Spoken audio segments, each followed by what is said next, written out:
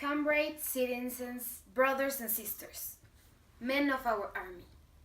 5 years have passed since the last elections of Mexican government. This has been a period replete with events of a decisive nature. The first 3 years were years of intense labor on the part of the Mexican people in carrying out the 7 big structural reforms that changed the outline background. The other 4 years cover the process of reforms such as energy, labor, educational reform, economic competition, among others. The question of war and peace has entered a critical phase for us. Its solution depends entirely on the position will be taken by Mexico. But you must know, friends and citizens, that I'm not talking about war against other country. I'm talking about an enemy that has been in this country for years, the drug trafficking and the cartels. We are absolutely convinced that if we conclude a mutual assistance pact with you and with the parts involved, such as the Secretary of Government, we can make a difference. And we will make a difference because I'm sure that a united nation is a nation that can fight against anything. War against the drug trafficking can be fought, but we should not trust in only one fight. In order to win this war against the enemy of this nation, we need to understand that we will need to fight many wars to beat it. On the other hand, if we accept the enemy proposal that you know and conclude a non-aggression pact, with it all the hard work of the citizens will be lost. Mexico will be known as a weak nation, and in the future, we will not be able to obtain the expectations we expect, such as becoming great power that recognizes the work of each one of the citizens that work every day harder and harder. If we decide to fight against, we will have a great opportunity to prove the other nations that they are wrong about us, that we are an independent, brave, and strong country. The experience of the past years has shown us that in peacetime, the government power is never strong enough to fight a war. This is a lie. Mexico is a country of strong people that can fight against anything. And we don't need the presence of other nations to prove ourselves that we can fight against everything. But we need to believe in ourselves. I'm not going to lie to you, because that is not the reason why I am here. Sometimes I am afraid to not having all the options in the table. But you choose me for a reason. And I'm not ready to let that go. That's why every day I prove myself that Mexico can do great things, because we have it in our blood. Therefore, our goal is that our country should carry out this war to maintain the position that we already created. Our position is this: fight and wait for the right time. We will have help for other nations, and we will be always thankful for that, and we will fight and fight. Even though we are on the ground, we will fight. It goes without saying that even though we fight, you must know that our resistance should not exceed a certain limit. We must not trust on the fight. We must trust in ourselves. And know that even though we will fight, we are certain that when it ends, we will not want war. We need to take care of our economy. For the realization of this plan, it is essential that the world has a process, a plan, and we need to make sure that the process will be fruitful properly. Don't be afraid of this war against drugs and cartels.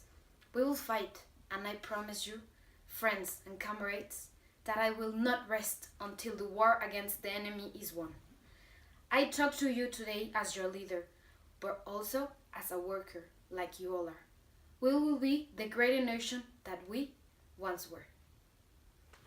Stalin rose to power because of his great understanding of the Communist Party and his own capabilities.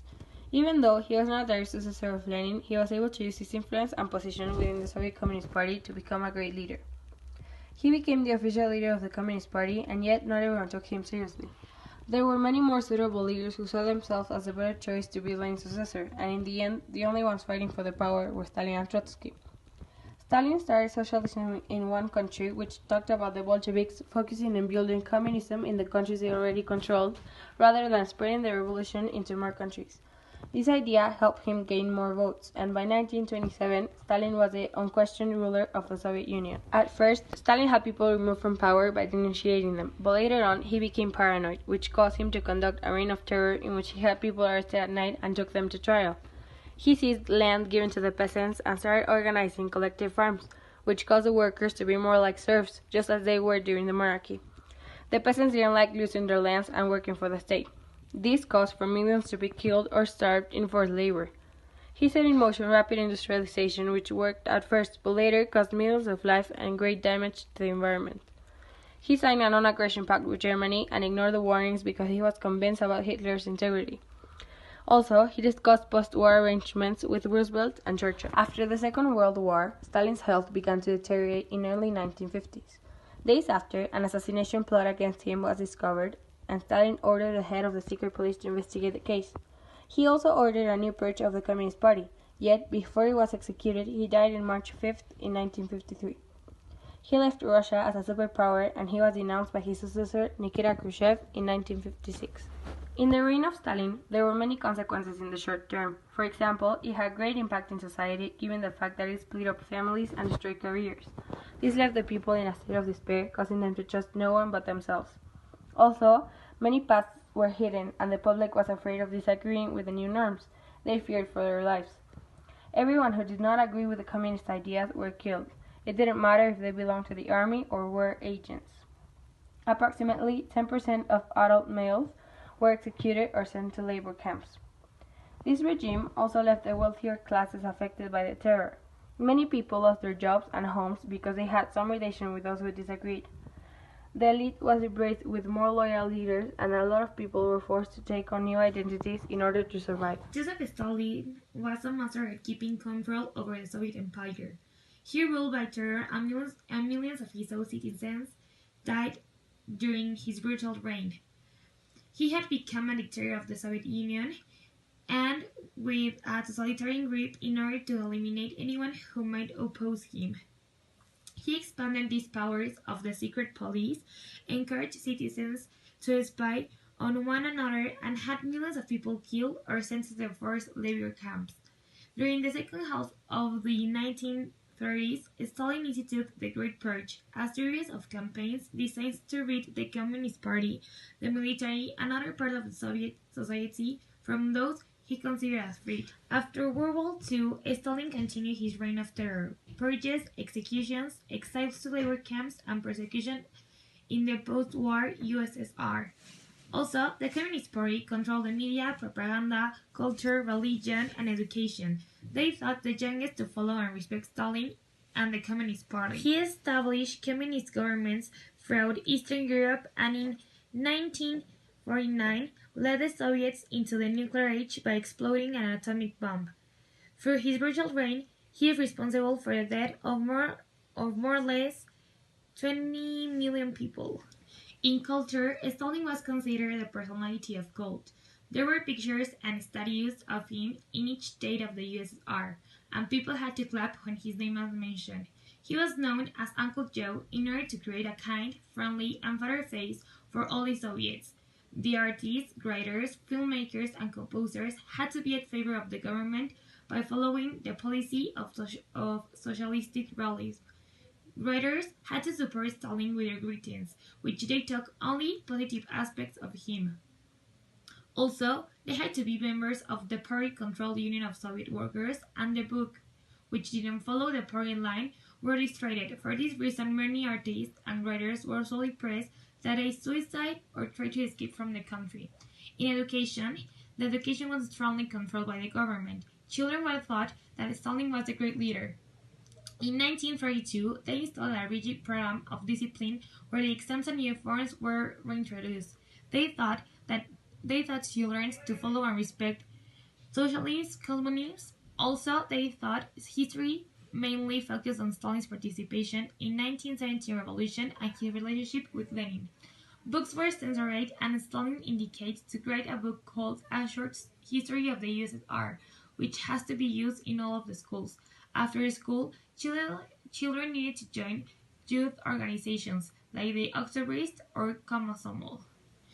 In religion, some churches were shut down during the Stalin regime, and the attacks to churches of the USSR increased in 1930s because communists told people that religion was the opium of the masses, and church leaders were arrested. Stalin punished the church with the objective to keep his position because he considered that anyone who worshipped God was a challenge as the personality cult was meant for people to worship him. During Stalinism, the government controlled the freedom of the people because Soviet citizens had to read and listen what the state allowed and considered correct. In other words, the control of media was total. Those who didn't follow and respect rules by reading or listening to something prohibited were punished, and everyone knew of the labor camps. The newspapers only talked about good things of Stalin, hiding all the crimes he committed and allowing him to gain more power. Stalin uses propaganda like speeches to convince young people to follow him. The external policy of Stalin. In the years before the Second World War, Stalin felt isolated in the international scene. The Munich Pact was an attempt made by France and Great Britain to guide Hitler towards the Soviet Union. However, in August, the Non-Aggression Pact between Germany and the Soviet Union was signed. On September 1st, Germany began to invade Poland, and the Red Army started conquering the Polish eastern side.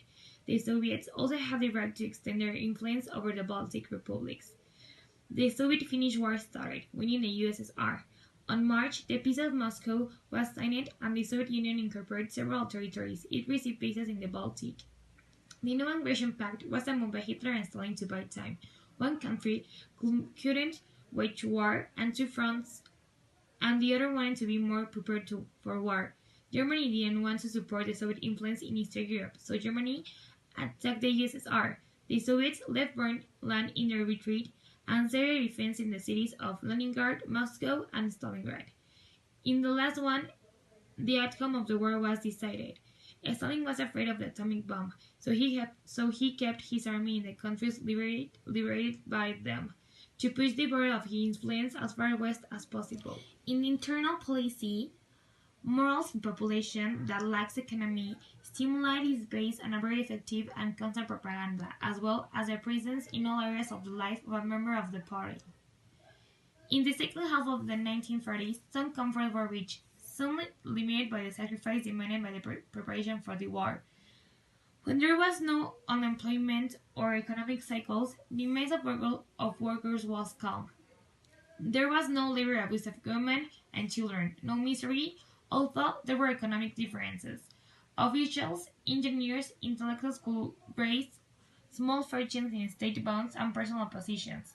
The propaganda helped excel the work and the success of the 5-year plans, which were followed by the population as their own. Those who failed in the plans were accused of sabotage and treason, being committed even with death. The state used a totalitarian system, and division from the official regime was punished. It was necessary to sacrifice many millions of people to achieve the dictatorship of the proletarian base and an absolute cult of the leader. There are many methods with which an authoritarian leader succeeds in manipulating the public. The most important one is the control of the media. Media ownership is central to the manipulation of the people. Manipulate the people, and you manipulate their vote. You either control the media by owning it or by doing favors to those who own it. However, all throughout history, authoritarian leaders have used their own feelings against us. They manage to manipulate us with only their words, and they know exactly what to say to make us run for the hills. They target the weaker ones, because they are usually ones who cave faster. The people with low self-esteem often tend to follow those with a minimum amount of power and those who promise to solve all of their problems. Authoritarian leaders take advantage of this and make empty promises to the public. Yet, making promises is not their only method. Most of the time, they use their strength and power to make us fear them, and this way be assured that we will follow their every command, given the fact that they could probably kill us if we don't do as they say. Often, authoritarian leaders are charismatic and win us over with just a smile, but it is important to be informed of everything they say, otherwise we'll just fall into their trap with open arms.